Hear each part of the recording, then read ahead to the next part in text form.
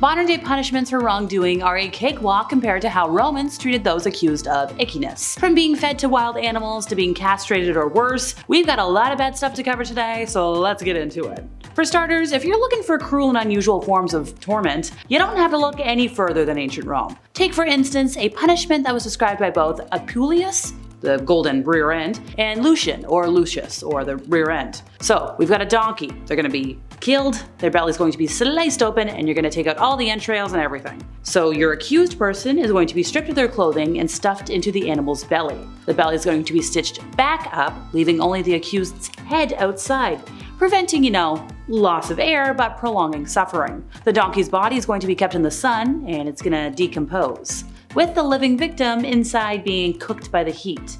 And then you gotta deal with the maggots that are crawling all over the accused, and vultures picking at the animal's decaying flesh and eyes.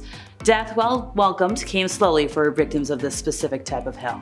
St. Gregory described a heinous form of torment that was performed on young women by the people of Heliopolis under Roman rule. So any virgin who was to undergo this form of torment was first handed over to gladiators to make sure she wasn't still intact. After they made sure that that was not the case, she would be publicly stripped and her belly would be diced open, taking out all of her innards.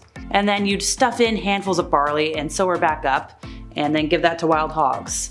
Then, well, they'd eat what they want, and hopefully she would die quickly. In ancient Rome, the higher your status, the more people you were allowed to bone without consequence. For example, the emperor could get it on with pretty much anybody that he wanted. A general could make a move on a lieutenant or a common citizen, and soldiers could go after common citizens. Climbing up the ladder, though, forbidden. So if a common citizen decided to penetrate an unwilling soldier, game over. I'm talking public castration.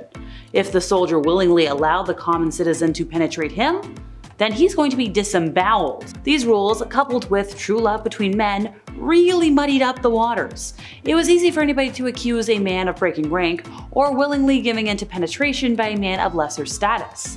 In Rome, yes, castration was kind of rare, but it was recorded. It was mostly prevalent during the late Roman Empire, so around 300 AD, and also it was kind of normal for the royal court. The goal was to keep the emperor's wife free of suspected trysts with the not-so-hired help. Remember, Caesar's wife not only had to be pure, she had to appear to be so as well. Now there was legislation that tried to prevent castration, but eunuchs in the Roman Empire were increasingly popular and powerful. They came to be associated with the imperial bedchamber and privy to the innermost workings of the empire. So sometimes castration was punishment, sometimes people wanted it. So when I say you're being sacked, nobody think you lose your job, right? Well, this is a little different. So the Romans ushered in the use of poena coli, meaning the penalty of the sack. This is where a criminal is sewn up in a basic leather sack and tossed in the water, with death being the ultimate goal.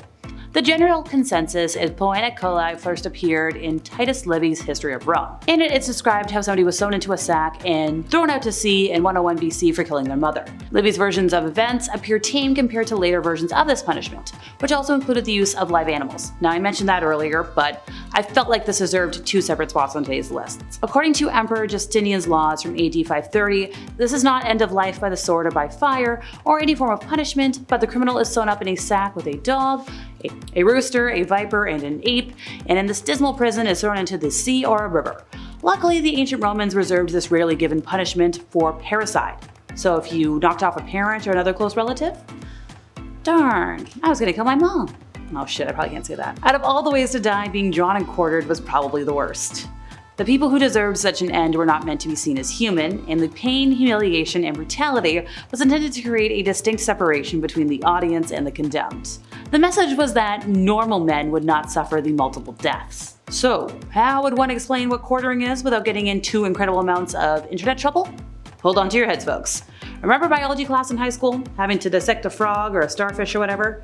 Okay, so picture doing that to an alive or just freshly dead human. And yeah, it's gonna be just as messy and clumsy as you would have done when you did it to the starfish. Ooh, that smell. Finally, you're gonna quarter the unfortunate victim. So sometimes this was achieved by tying each limb to a different horse, which were then startled into running in different directions so as to rip the body apart.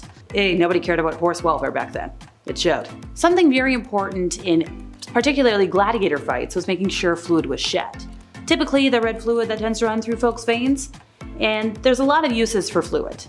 Now, the earliest instance of red shed being associated with public gladiator fights was likely borrowed from the ancient Etruscans. They considered the shedding of scarlet elixir as an essential part of important funeral processions. So you would honor the deceased and the gods by shedding the fluids of enemy captives. See? Punishment part. A rather horrifying looking divinity with a hammer would then wait for them in the other world. So, get the fluid out, bop them on the head, have fun. So if you thought being drawn and quartered was a brutal way to go, would you prefer to be burned alive? Because honestly, I think most folks would rather just get it over with. Now, also losing your head could be an option, but that's also not really fun, and it might have taken a long while. Nevertheless, those sentenced by cremation or ad flammis did not have a pleasant time. So if you're a convict and you're sentenced to be burned alive, you're going to be forced to wear some beautifully decorated clothes soaked with flammable substances, and then you're going to dance around while you're being lit on fire. And the resulting dances weren't pleasant for the convicts. Once again, this was just adding on to the idea of human turmoil for the entertainment of nobles. They had to do something for fun, as a silly little treat if you will. So if you chose off with your head as the best way to go, this next part is for you. Unless you're Marie Antoinette, whoopsies, my bad. Sentences ad gladium could result in beheadings, but also in one-sided fights with a foregone conclusion. So two sentenced people were pushed into the arena together, because you gotta get that public entertainment. One would carry a sword, the other person would be unarmed. The latter had to run all around the arena while the one holding the weapon had to catch and off them. When this occurred, the winner remained in the arena, handed the sword to a new prisoner, and then you get the game all over again. The last one standing was normally finished off by a hunter. There's no winning in this situation. I know this is a redundant statement by this point, but it's cruel to give folks hope that they'll survive, make them fight for their lives, and not have it be worth it in the end. Which is a haunting sentence no matter what the context. Emperor Nero took delight in having people buried alive. He almost exclusively saved this punishment for Vestal virgins who broke their vows of chastity.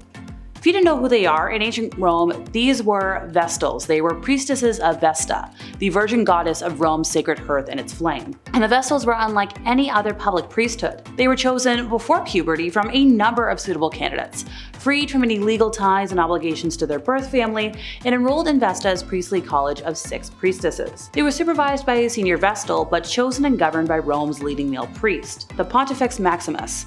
In the imperial era, this meant the emperor. Vesta's acolytes vowed to serve her for at least 30 years, to study and practice her rites in service of the Roman state, and to maintain their chastity throughout. As well as their obligations on behalf of Rome, Vestals had extraordinary rights and privileges, some of which were granted to no others. Doesn't matter the gender. The Vestals took turns to supervise Vesta's sacred hearth, so at least one Vestal was stationed there all the time. Vestals who allowed the sacred fire to go out? Oof, punished with all sorts of ways. If you lost your chastity, then you're sentenced to a living burial, and it must seem voluntary. And if people knew who you had coitus with, those folks are going to be really badly hurt to death. Granted, these were very rare events. Most Vestals retired with a generous pension and universal respect, and then they were free to marry, but not a lot of them did. Some folks even renewed their vows. So, where's the punishment elements? Well, in one account, Nero forced himself on the priestess Rubria. For her punishment, she was entombed inside a small cave and left to die. Another form of torment supported by Nero involved the accused digging his own grave. After it was dug, a stake was set inside the grave.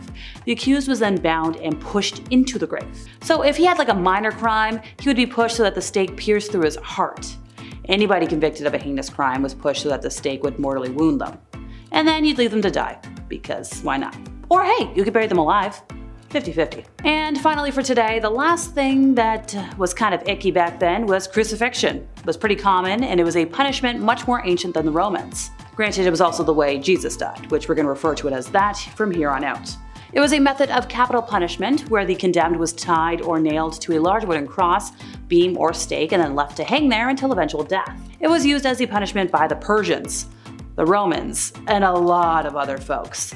It has been used in some countries as recently as the earliest 20th century, by the way. But if we're talking specifically about the Roman Empire, well, the gibbet, so that was what you would be hanging out on, it took a lot of different shapes.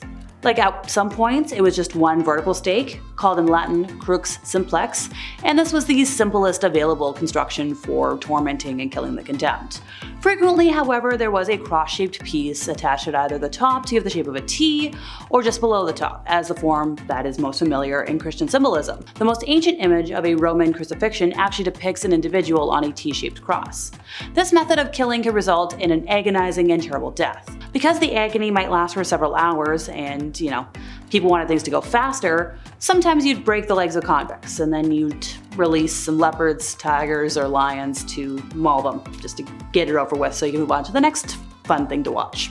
And that's it for me once again, folks. I've been Alexa, your resident emo girly. See y'all next time I buzz in over here at Bumblebee.